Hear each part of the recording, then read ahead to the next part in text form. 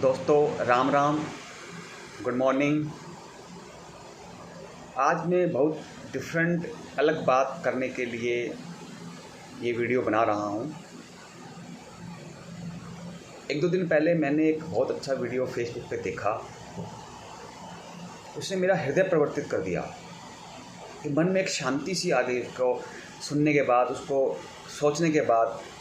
तो मैं सोचा उसको लाइफ में भी इम्प्लीमेंट कर लिया जाए तो कितनी शांति जीवन में आ जाएगी, आप विचार नहीं कर सकते। यही बात मैंने अब मुझे लगा कि आप लोगों के साथ भी शेयर करूँ ये वाली बात। फॉरगिवनेस, क्षमादान।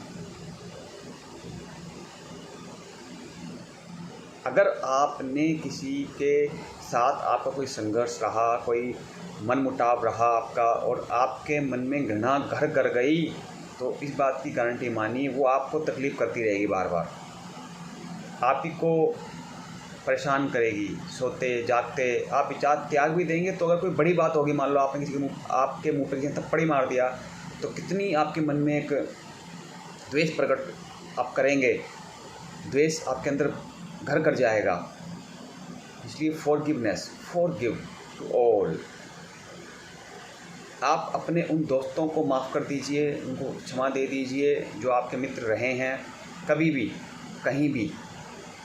इसलिए कि क्योंकि आपके वो मित्र रहे हैं, आपके कहना कि उन्होंने हेल्प करी है, आपने उनके साथ टाइम स्पेंड किया है, आपने कुछ सीखा है, कुछ सिखाया है, इसलिए आपके मित्र हैं वो। कहना कि वो आपके साथ रहे स्टडीज़ में, प्रोफेशनल लाइफ में। दूसरा, आप क्षमा कर दीजिए जितने आपके दुश्मन हैं।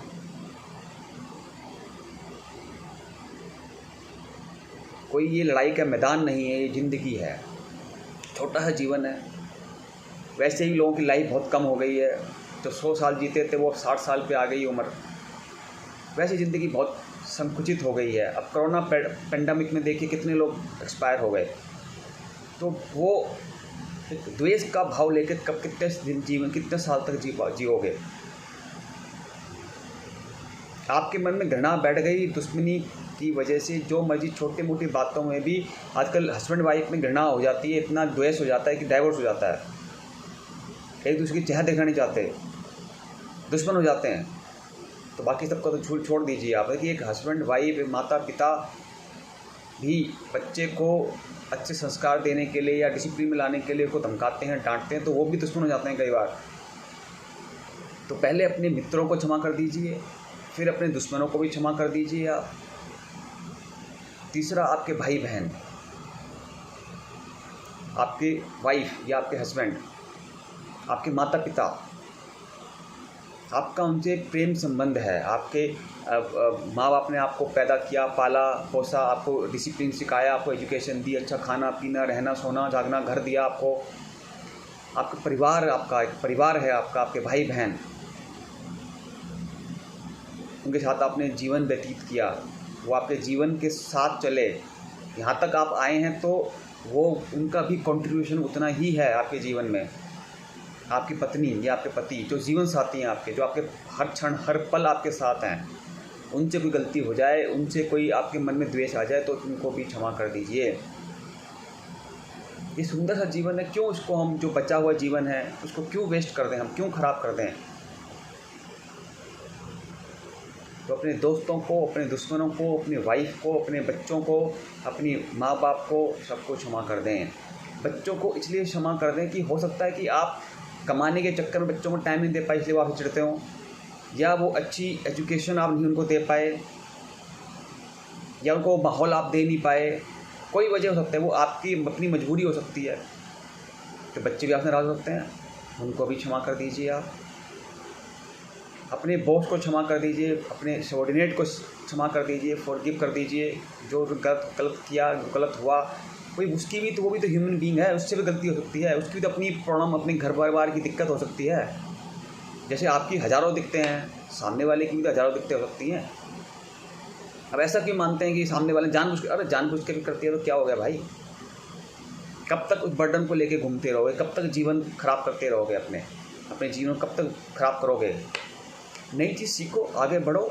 जो पुरानी हो गई उसको वापस हो नहीं सकता। देखिए थप्पड़ आपको मार दिया तो थप्पड़ वापस तो हो नहीं सकता। वो अब गाली दी तो गाली वापस तो हो नहीं सकती भैया। वो सॉरी बोली देगा उससे क्या हो जाएगा, मत बोलने दो। आप अपने मस्त रहो, अपना राम का नाम लो, सत्संग करो, कुछ सीखो, नया सीखो, आगे बढ़ो, अपने बिजनेस धंधे में लगो, काम धंधे में लगो, कोई नया क्रिएशन करने की कोशिश करो, अच्छा करने की कोशिश करो। वो अपना आप ही आपके पास आपके पैरों में झुक जाएंगे अगर आप कुछ अच्छा कर पाए।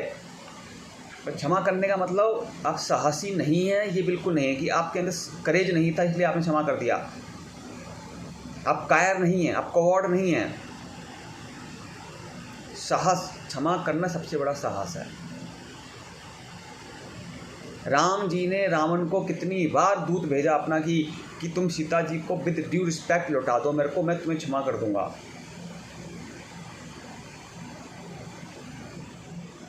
पांडवों, जब पांडव कौरवों का युद्ध हुआ उससे पहले भगवान श्री कृष्ण खुद शांति दूत बन के गए कि तुम हमें 5 गांव दे तो हम सब क्षमा कर देंगे, हम सब शांति से जियो ना भाई।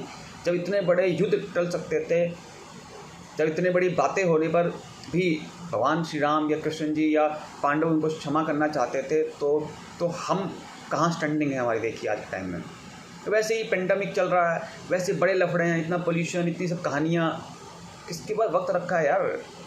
छोटी ही ज़िंदगी है, ट्रेन का सफ़र चल रहा है, आज कोई बैठा है अगले स्टेशन उसका आ जाएगा, वो उतर जाएगा, अगला आपका आ जाएगा तो आप उतर जाओगे।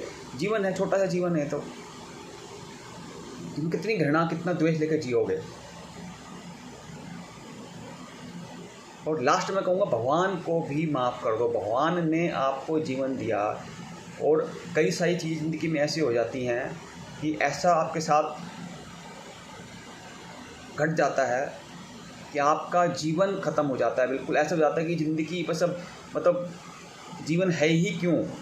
आपने उसका नाम लिया ऊपर वाले का, उसकी पूजा पाठ करी, उसका सत्संग किया, फिर भी आपके जीवन में ऐसा घटित हो जाता है जिससे आप बिल्कुल ख़त्म हो जाते हैं। जैसे आदमी कोई जीरो पे आ गया जीवन बिल्कुल, कि पेड़ बिल्कुल कट गया, खाली तना बचा है मेरा। तो तने को भी तो अगर हम तना भी बच गया तो तने से फिर से अंकुर फूट सकता है। अगर अध्यात्म का ज्ञान लेते हुए आप अपने आप को स्ट्रॉन्ग रखें, अपने आप को साहसी बनाएं और उम्मीद रखें भाई आपका कोई पाप कोई पुण्य, भाई पाप की वजह से आपको ये सब काम खराब हुआ आपका मान लो जीवन में, पुण्य भी तो करा है आपने, उनका फल भी तो मिलेगा। बट प्रैक्टिकल बनो और अपने मन में घृणा द्वेष रख के जीवन जिया नहीं जा सकता। मेरा ऐसे मानना, मेरा अपना व्यू है ये। आप लोगों का अपना व्यू अलग हो सकता है, सबके अपने अपने व्यू हैं, सबके अपने अपने विचार हैं, अपना जीवन शैली है सबकी जीने की। हाँ, मेरे साथ भी लोगों ने बड़ा बुरा किया, अब क्या करें फिर अल्टीमेटली बताओ, किस किस का सिर फोड़ने जाएंगे हैं। जितना सिर फोड़ोगे अपना इतना फूटेगा, उतना ही अपना मन व्यतीत होगा, व्याकुल होगा अपना मन। इसलिए क्षमा करना सीखो। मैं तो यही रिक्वेस्ट करूँगा सबसे। मेरी कोई भी बात किसी को गलत लगी हो, दिल को छुई हो, या किसी को लगता है कि मैंने कुछ अच्छा बोला, तो आप अधिक से अधिक शेयर करें इस बात को। आप सबको नमस्कार, राम राम, जय हिंद, वंदे मातरम, थैंक यू।